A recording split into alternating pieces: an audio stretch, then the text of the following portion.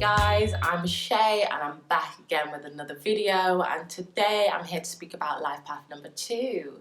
So number 2 is how you doing? I hope you're doing good.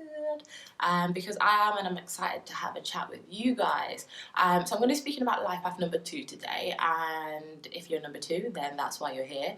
If you don't know your life path number but you're still here, make sure that you check out my previous video that speaks about what numerology is and how you can easily find your personal life path number, so that you're guided to the right video for you in terms of what your personal life path number is. And before we move on, I want to say thank you so much to the people that have already liked, shared and subscribed. I appreciate you so much. Thank you. If you're new and you haven't already, make sure that you like, share and subscribe below. But without further ado, let's get into it. Life path number 2. When I think about you, I think about the colour red and pink, because it's all around. When you think about red and pink mixed together, it's like love, that colour of love, and you as a number are all based around relationships, harmony, balance. You know, you are the epitome of love and showing people around you that nurturing side. You know, you are very sensitive to other people, you're also sensitive to yourself, but you, unlike the number 1 that they thrive on independence and they can stand alone and go and work towards their goals, you are someone that thrives being around people, having those partnerships, having those relationships where you can really build long-lasting relationships. So for you, you do well in like big corporations, or where you're in a job where you're around a lot of people, where you can slowly build relationships and build relationships that are going to last a very long time. That's something that brings your heart joy. You know, you love that. But you're also a life path number that's a mediator. You like to have harmony around the people around you as well. So if you have someone around you that's arguing with one of their friends, or someone that you know, you'd be the mediator between them both. You know, you don't judge anyone as in terms of why they're arguing. You will be the mediator. You will listen to both ends of the story and you will try and mediate it and create harmony within the situation, because you hate it when people argue and you don't like arguing with anyone else as well. So you're someone that tries to bring harmony to your life, but also you embody harmony in other people's lives as well. So you're a great person to have around if there is any arguments or turmoil, because you see the bigger picture, you see the perspective of everyone, and it helps other people see perspectives of themselves and the people that they're arguing with, or the people that they may have a little bit of a dysfunction with, because you're there. We need you, number 2. We need you in order to cut all of this bullshit out around arguing and petty stuff, because you're here to say, do you know what? We don't need this, we need harmony. Like, let's spread love, right?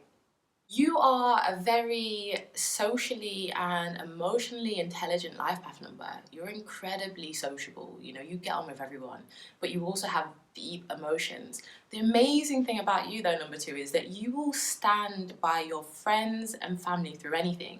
Whether come hell or high water, you will be there. You're one of the friends that are those ride or die friends, you know, one of those friends that we all need, you know. Whether I do something that's extremely bad, you'll be there to understand my point of view and you will stick by me, you know. If someone's trying to come to me wrong or not coming to me correct, you will make sure that they come to me correct by understanding them and understanding me. But ultimately, you are the ride or die, which is incredible, you know. We all need number 2s around us because they represent duality, you know. They are the number 2. It's like 1 and 1 coming together.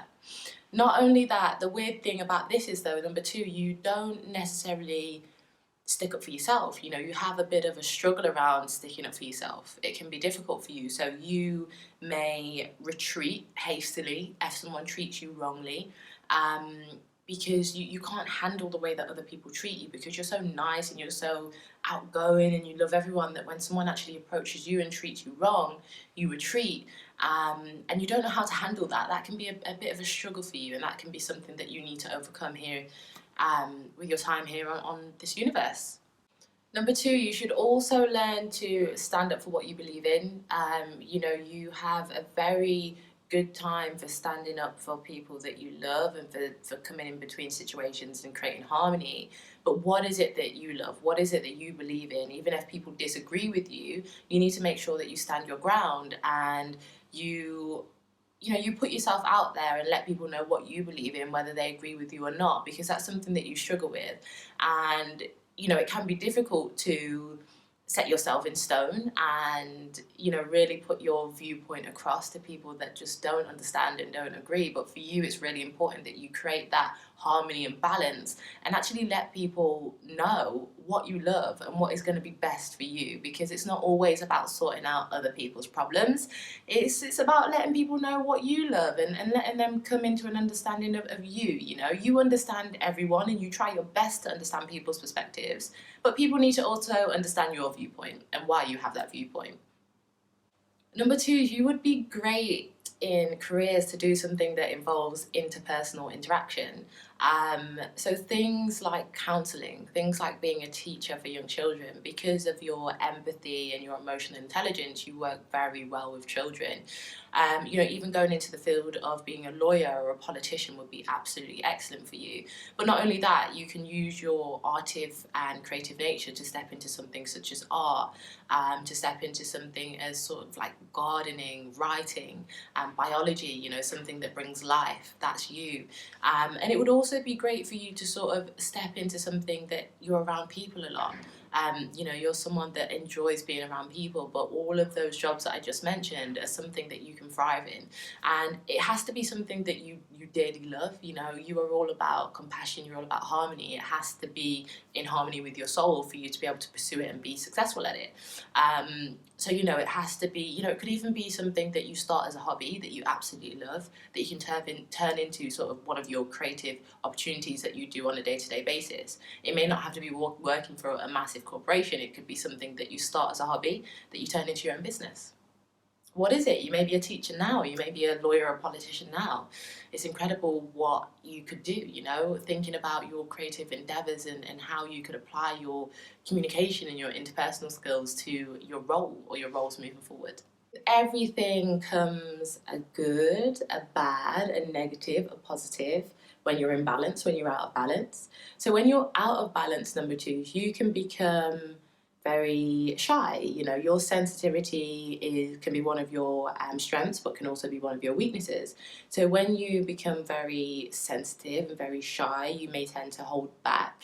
You may tend to not contribute to groups and express how you're feeling because you're scared of opening up. And that's something that can really be your downfall, and that's something that you can struggle with.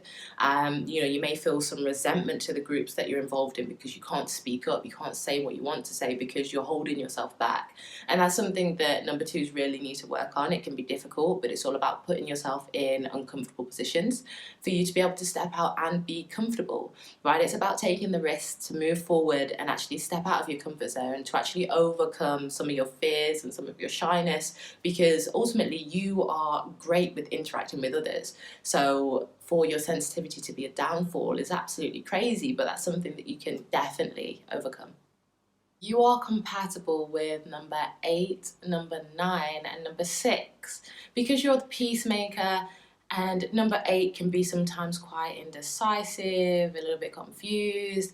You two in a relationship, you can balance each other out. You can balance each other. You can help number 8 see different perspectives, and number 8 can also help you understand why they're being a little bit indecisive, and it just creates a good match.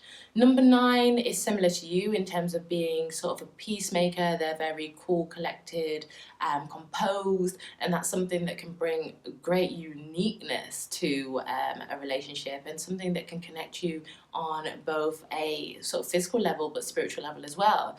And number 6 are very loving. They're just like you, they're very loving.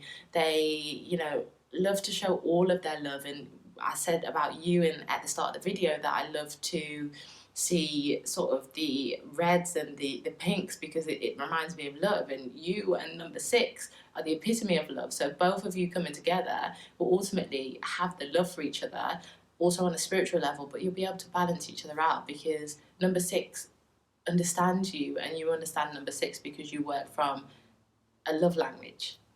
Life hack number 2, that's it from me. I want to say I hope you enjoyed my knowledge and my experience on life hack number 2. I hope it gave you a little bit of insight.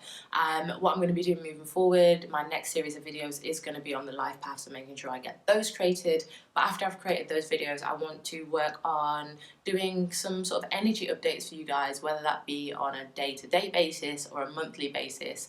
I'm not sure.